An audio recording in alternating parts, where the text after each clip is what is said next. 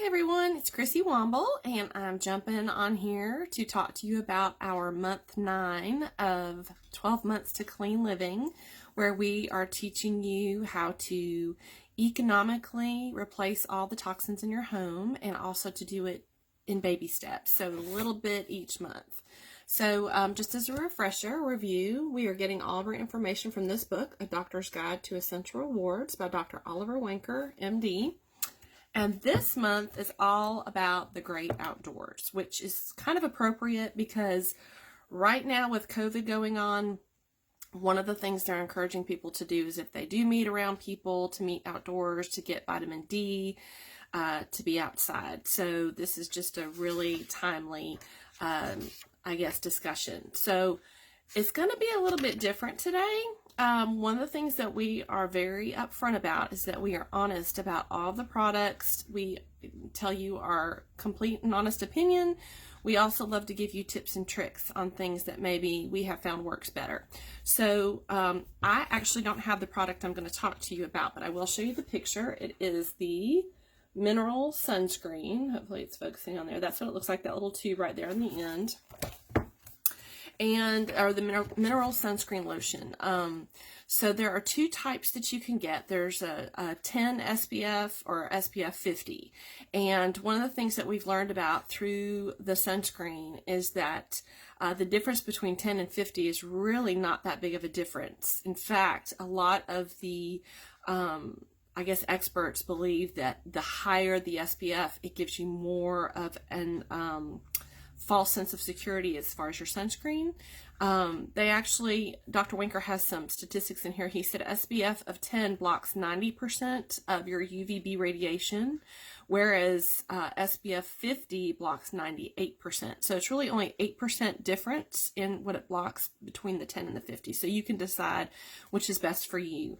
I think we all know that we need to protect our skin. I don't need to go into detail about why. I think everybody knows that, not only for cancer, but also for wrinkles and just damage to your skin. I personally, my personal story is I have had skin cancer 2 times, basal cell carcinoma and squamous cell carcinoma. I've got a nice little scar right here. And so I have to be very, very careful about making sure I have sunscreen on, protecting myself from the sun. So I'm also very careful about what products I put on. And sunscreens are notorious for being filled with toxins. So we were super excited when Young Living came out with their sunscreen. And so now I'm going to share with you a little bit of my personal story about the sunscreen. So the sunscreen itself is great. A lot of people love it. It works wonderful for them. It comes in a cream. There is no spray yet, which I'm hoping one day they'll have, but there is only a cream. So 2 things you've got to remember. Number 1, anytime you use your sunscreen, each season it needs to be a fresh bottle. So if you don't finish the bottle, you don't want to keep using it until it runs out. I learned that the hard way, unfortunately. I went to the beach with some friends and I put on some sunscreen from the summer before that I had left, hadn't used it all, and I used it, and I got fried, and I reapplied every hour, and I still got fried, and that was the first time I learned that sunscreen can actually expire. So that is tip number 1. Make sure you always use a fresh bottle each season. A lot of times they'll have an expiration date on there, but if they don't, just go ahead and throw it out and get you a fresh bottle. Number 2, for me personally, I have to be super, super careful what I put on my face. I think I've told you before, I have extremely sensitive skin on my face, and so I can't wear the mineral sunscreen. I had to find something else. The other thing is that for the body, putting a lotion on, I'm just going to tell you, I do not have time for that. So I much prefer the spray. I am more likely to reapply every hour and do it religiously if I have a spray. And so for that reason, I actually don't use the Young Living sunscreen. Now, that is not to say it's a bad product. It's a great product. It just doesn't work for me. So what I'm going to tell you is what I use instead of the sunscreen. And I'm going to give you the prices for everything, including the Young Living version.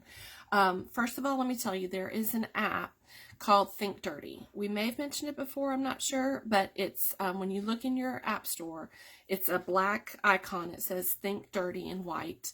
And it sounds crazy, but it's a wonderful app because you can download the app and then you can scan products or type them in if they don't have it, and it will rate that product as to how dirty or toxic it is. 0 being the best, 10 being the worst. Then it breaks it down and tells you why it's considered, dirty.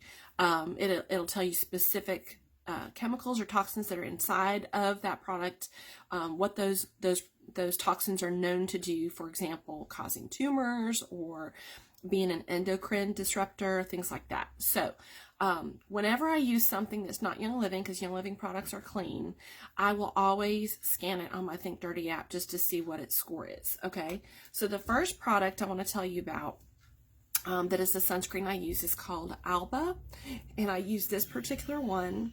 It's a 50. It is a fragrance-free clear spray. It's also reef-friendly, and it has the seal from the Skin Cancer Foundation. So it's a great product. I've used this for probably the last 2 years now. I have no reactions to it. It works great. All I have to do is just spray it on. I don't have to rub it in or any of that. You can get it on Amazon, and the price is anywhere between around $9.48 to $12.38, somewhere around there. But it is a spray, so you're going to run out of it quickly if you go out in the sun a lot. But I think it's highly worth it. It's a clean product. On the Think Dirty app, it ranks a 3, which is considered green. You have green, yellow, red. And so if you're in the yellow, that means, okay, it's okay, but there's still some things in there you need to be concerned about. And then red is like, oh, run far away. So this would be a 3, which is good. Obviously, it matches the color, so that's great. And then for my face, I use this product. It's called Andalou Naturals, and it is 1,000 Roses Daily Shade, and it has an SPF of 18. And I use this like a moisturizer. This is the only product I have found that I can put on my face that will not cause a reaction. I love it. It smells wonderful, and it also is a 3 on the Think Dirty app. You can get that one on Amazon as well, and it's about the same price range, anywhere between $9 to $12, depending on, the day you look. So those would be 2 substitutes that you can use if you have the same problem that I do with the Young Living sunscreen not working for you personally. Now, as far as prices for the Young Living sunscreen, the SPF 10, which is a 3-ounce size. Oh, and by the way, I'll tell you the ounces on these. Okay, so this is a 6-ounce. It's a spray. It's going to go fast. I already told you that. And then, sorry, y'all, my nose is itching. And then I don't know how many ounces are in this one. Oh, 2.7 ounces in that one. So the Young Living sunscreen, when I did use it, it went a long way. You did not need a lot. It really goes a long way, so it does last you. But the SPF 10, which is a 3-ounce size, was $27.75 wholesale, and that's the same PV value. And then the mineral sunscreen that is SPF 50 is $31 wholesale, same PV value. So I think I've covered everything, but I did want to share my personal testimony about the sunscreen. Like I said, you're going to find people that love it and swear by it, but I just happen to be one of those people. It doesn't work for me, and so I wanted to give you something that you could use instead. So anyway, I hope you guys learned a lot today, and have a great day.